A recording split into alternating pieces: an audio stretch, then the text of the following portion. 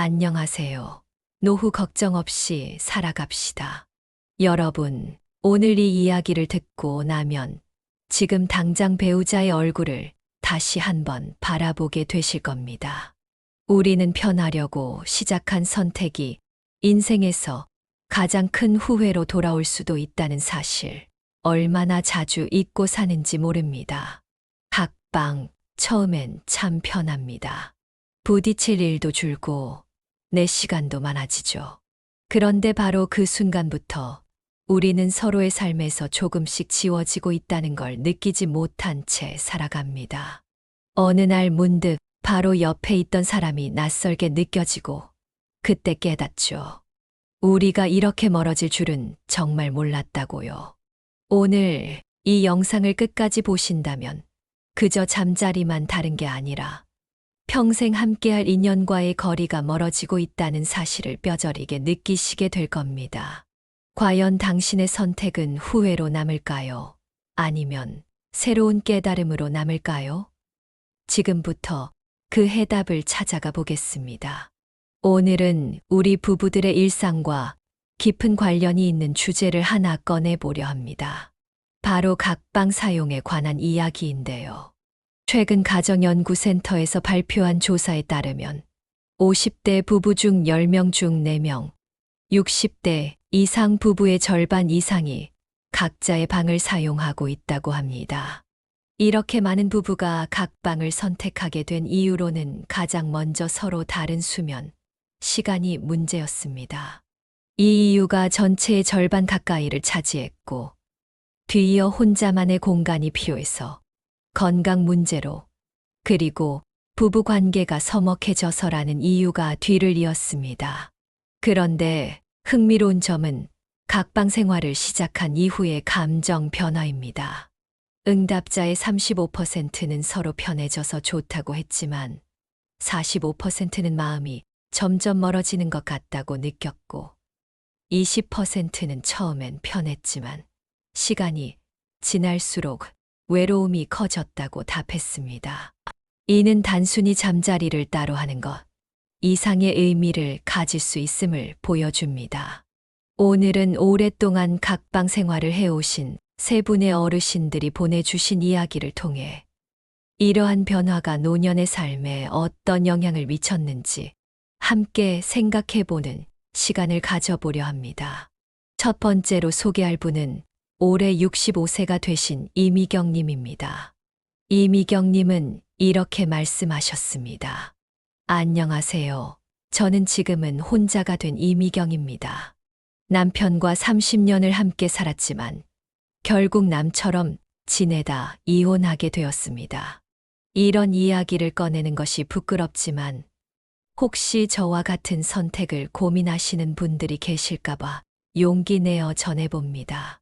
저희 부부가 각방을 쓰기 시작한 건 아주 작은 계기에서였어요. 남편이 퇴직하고 생활 리듬이 완전히 달라지면서 저는 아침 일찍 일어나 운동도 하고 집안일도 했지만 남편은 늦게 자고 늦게 일어나는 생활을 반복했죠. 수면 시간이 맞지 않다 보니 자잘한 불만이 쌓이기 시작했고 각방을 쓰기로 결정했어요. 처음엔 정말 편했습니다. 제가 새벽에 일어나도 남편을 깨울 걱정이 없었고 남편도 늦게까지 TV를 보거나 하고 싶은 대로 지낼 수 있었으니까요. 다툼도 줄고 각자의 공간이 생기니 오히려 마음이 편하다고 생각했습니다. 그런데 시간이 지나면서 뭔가 조금씩 어긋나기 시작했습니다. 대화는 줄어들고 저녁 식사를 마치면 자연스럽게 각자의 방으로 흩어지곤 했습니다.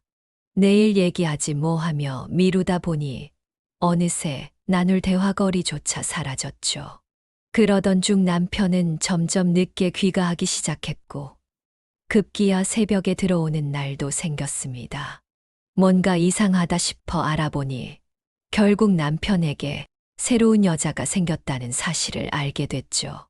하늘이 무너지는 것 같았지만 마지막으로 대화를 시도했더니 남편은 우린 이미 각방 쓴 지 오래잖아. 자연스럽게 멀어진 거지라며 담담하게 말하더군요.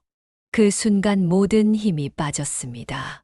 결국 저희는 이혼했고 30년을 함께했던 남편과의 관계는 그렇게 끝나버렸습니다. 지금도 가끔 이런 생각이 들어요. 그때 조금만 더 참고 함께 같은 방을 썼더라면, 하루에 단 몇 마디라도 더 말을 걸어보려 노력했더라면 어땠을까 하고요. 딸아이가 결혼하면서 엄마, 아빠가 함께 살았으면 좋았을 텐데 라는 말을 했을 때 가슴이 너무 아팠습니다. 우리가 헤어진 일이 아이에게도 큰 상처가 됐다는 걸 그때서야 깊이 깨달았죠. 그래서 감히 말씀드리고 싶어요. 혹시 지금 각방을 고민하고 계신다면 편하자고 시작한 일이 결국 평생의 후회로 돌아올 수 있다는 사실을 꼭 한 번쯤은 생각해 보시길 바랍니다. 이제 두 번째 사연을 들려드리겠습니다. 우리가 앞서 들은 첫 번째 사연이 각방 생활로 인해 이혼까지 이르게 된 경우였다면, 오늘 두 번째 사연은 자발적으로 각방을 선택했다가 노년에 깊은 후회를 하게 된 이야기입니다. 독립적인 생활을 원했던 한 남편이 나이가 들어 외로움을 느끼고 아내에게 다시 돌아가고 싶었지만 받아들여지지 않은 안타까운 사연인데요. 72세가 되신 최영호님의 이야기를 들어보시겠습니다. 안녕하세요. 저는 최영호라고 합니다. 제가 이렇게 방송에 사연을 보내는 것은 제 잘못된 선택이 다른 분들에게 교훈이 되었으면 해서입니다. 젊었을 때는 제가 무척 고집이 셌어요. 대기업 중간 관리자로 일하면서 매일 스트레스에 시달렸죠. 집에 돌아오면 아내가 반갑게 맞아주고 일상을 물어봐도 그저 귀찮기만 했어요. 나만의 시간이 필요하다, 휴식이 필요하다면서 결국 각방을 쓰기 시작했죠. 처음에는 정말 좋았어요.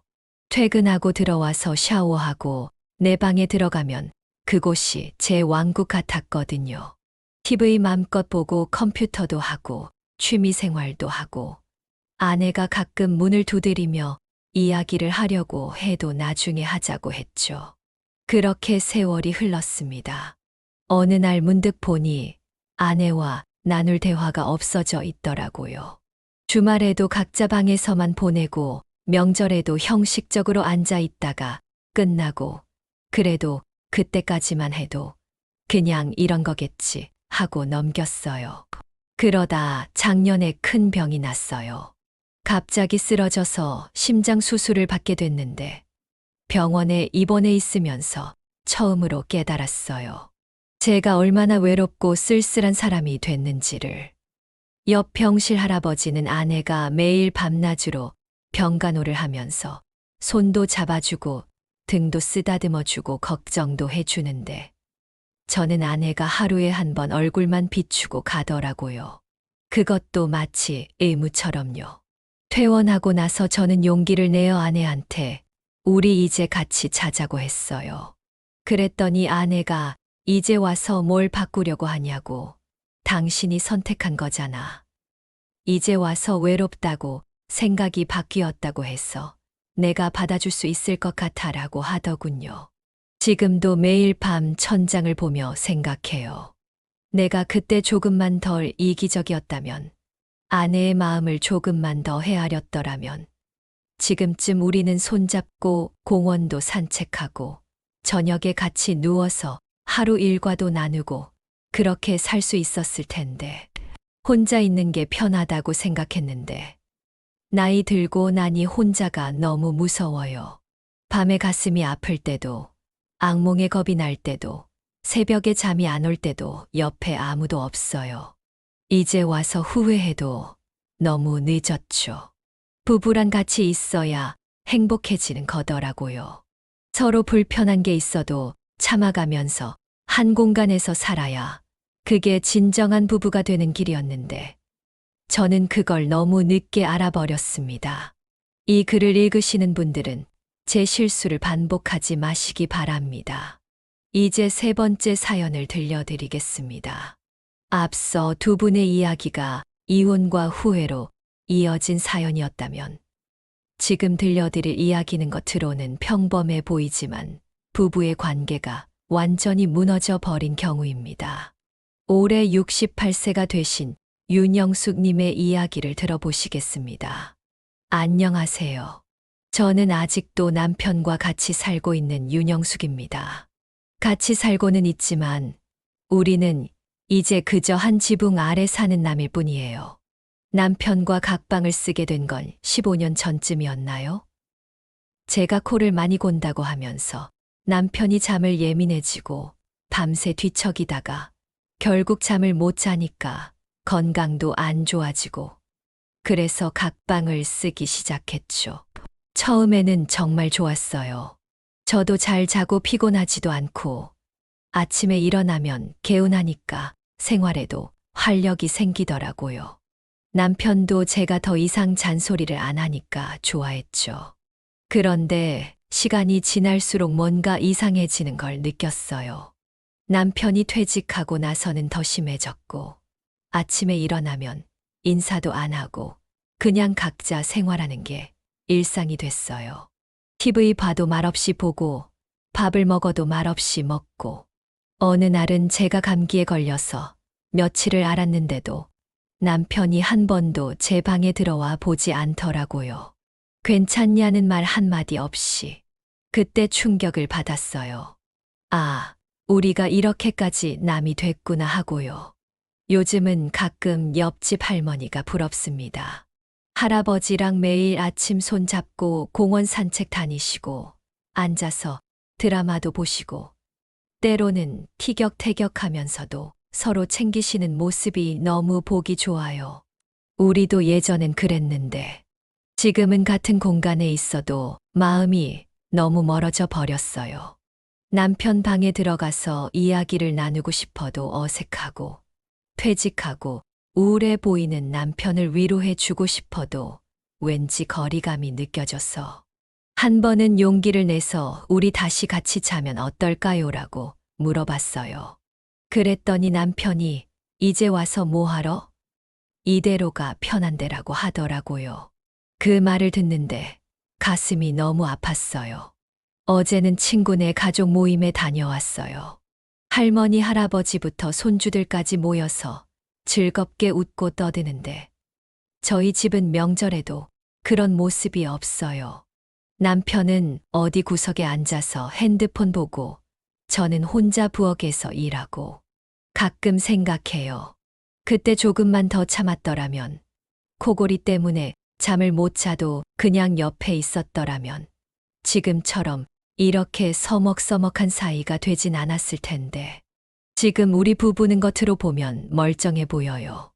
이혼한 것도 아니고 큰 싸움을 하는 것도 아니니까요. 하지만 속을 들여다보면 우리는 서로에 대한 감정이 완전히 사라져버린 그저 동거인일 뿐이에요. 혹시 지금 각방을 쓰고 계신 분들, 당장은 편할 수 있어요.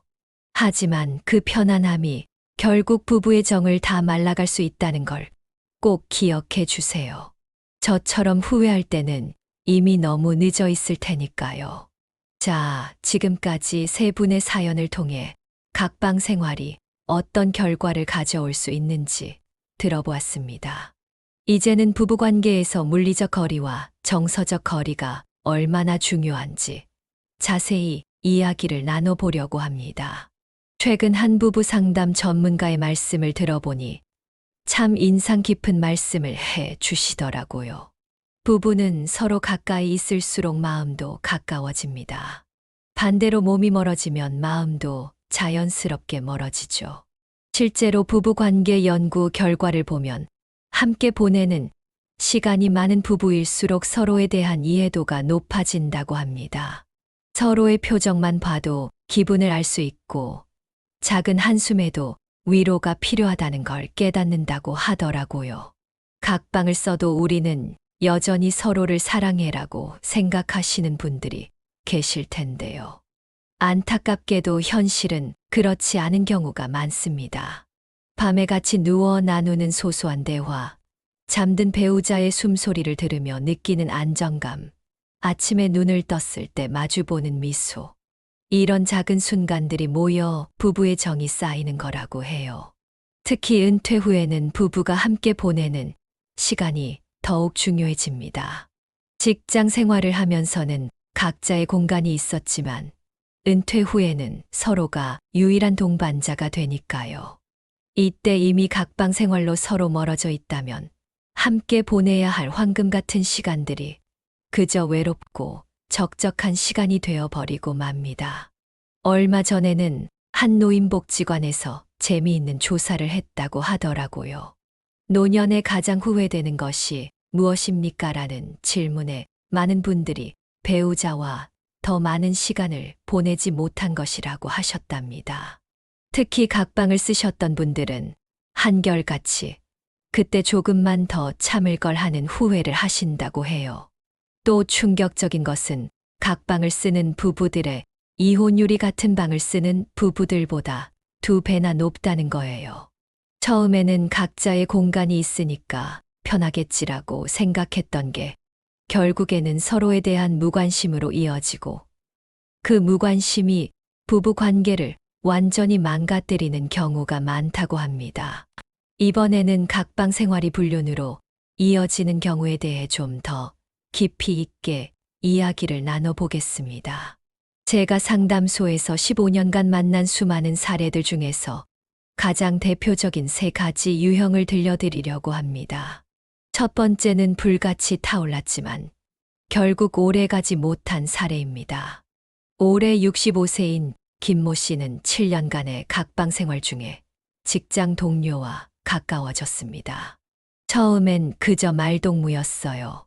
점심시간에 밥도 같이 먹고 퇴근길에 커피도 한 잔씩 하면서 서로의 고민을 나누는 사이였죠. 집에서는 아내와 대화도 없고 각자 방에서 지내니 누군가와 마음을 나누고 싶은 그런 감정이 자연스럽게 커져갔어요. 어느 날은 늦게까지 술을 마시다가 실수를 하게 됐어요. 그 후로 우리는 서로에 대한 감정을 숨길 수 없었죠. 하루하루가 설레고 가슴이 두근거렸어요. 20년도 더 된 결혼 생활에서는 느낄 수 없었던 감정이었습니다. 하지만 반년도 채 되지 않아 그 관계는 끝이 났습니다. 딸아이가 우리 사이를 눈치챘고 딸의 실망한 눈빛을 보는 순간 제가 지금 뭘 하고 있나 하는 생각이 확 들었어요. 30년 동안 아내가 절 뒷바라지하며 고생했던 것도 생각나고 결국 현실을 마주하게 되더라고요. 지금은 그때를 생각하면 너무 부끄럽습니다. 2번째는 진심을 다했지만 결국 상처만 남은 경우입니다.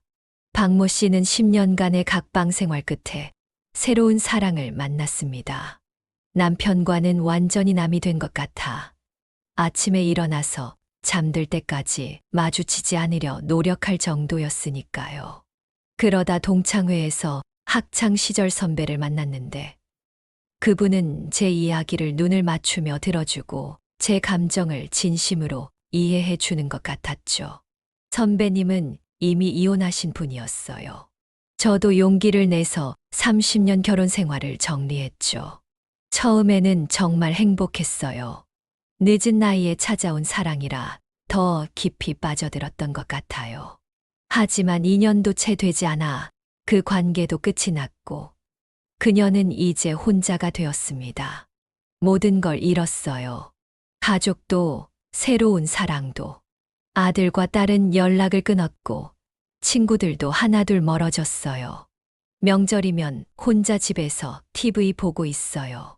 지금은 그저 혼자 살아가는 게 너무 힘듭니다. 3번째는 가정을 떠났다가 결국 책임을 다시 짊어지는 경우입니다. 이모 씨는 3년간의 각방 생활 후 젊은 여성을 만나 가출을 선택했습니다. 그땐 정말 행복할 줄 알았어요. 젊은 여자친구의 활기찬 모습을 보면서 저도 다시 젊어진 것 같았거든요. 하지만 시간이 지날수록 가족에 대한 죄책감이 커져갔죠.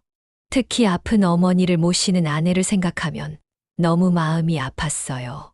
설상가상으로 건강도 안 좋아지기 시작했어요.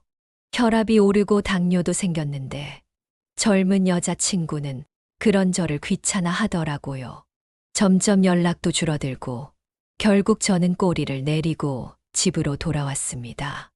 1년 만에 그는 집으로 돌아왔지만 이제 부부 관계는 완전히 회복하기 어려워졌습니다. 아내가 저를 받아주긴 했지만 예전처럼 마음을 열지는 않아요. 대화도 필요한 것만 하고 이제는 정말 각방 생활이 익숙해져 버렸네요. 당연한 결과겠죠. 이런 사례들이 우리에게 말해주는 것이 있습니다. 각방 생활이 단순히 수면, 패턴의 차이를 해결하는 것이 아니라 부부 관계의 근간을 흔들 수 있다는 거죠. 새로운 감정에 빠지더라도 결국 그 선택이 행복으로 이어지는 경우는 매우 드물다는 것도 기억해 주셨으면 합니다. 특히 은퇴 후의 분류는 더 큰 상처를 남깁니다. 평생 모아온 재산이 나뉘고 자녀들과의 관계가 끊어지고 사회적 관계가 무너지는 경우가 대부분이니까요. 자, 이제 마지막으로 부부 관계 소중함과 행복한 노년을 위한 선택에 대해 이야기를 나누어 보겠습니다. 지금까지 세 분의 사연과 여러 사례들을 통해 우리가 깨달은 것이 있습니다. 부부 관계는 절대 자연스럽게 유지되지 않는다는 것입니다. 마치 정원을 가꾸듯 매일매일 정성과 노력이 필요하죠. 각방을 쓰면서 편안함을 느끼시는 분들이 많으실 겁니다. 이제 나이도 있는데 뭐 하면서 현재의 상황을 받아들이고 계신 분들도 계시겠죠. 하지만 잊지 마세요. 우리에게 남은 시간이 결코 짧지 않다는 것을. 얼마 전 한 80대 할머니께서 저에게 이런 말씀을 해주셨어요. 우리 영감님이랑 처음에는 코골이 때문에 각방을 썼어요. 근데 어느 날 문득 생각했죠. 아, 이제 우리가 함께 잘 수 있는 시간이 얼마 안 남았구나. 그래서 다시 같이 자기 시작했어요. 지금은 코골이 소리가 제 자장가가 됐답니다. 반대로 각방을 고집하다 후회하신 분의 이야기도 들어보았습니다. 젊었을 때야 각자 바빠서 몰랐는데 나이 들고 은퇴하니 하루가 너무 길더라고요. TV 소리라도 들으려고 거실에 나와 있으면 옆집에서 할아버지, 할머니가 깔깔 웃으며 이야기하는 소리가 들려요.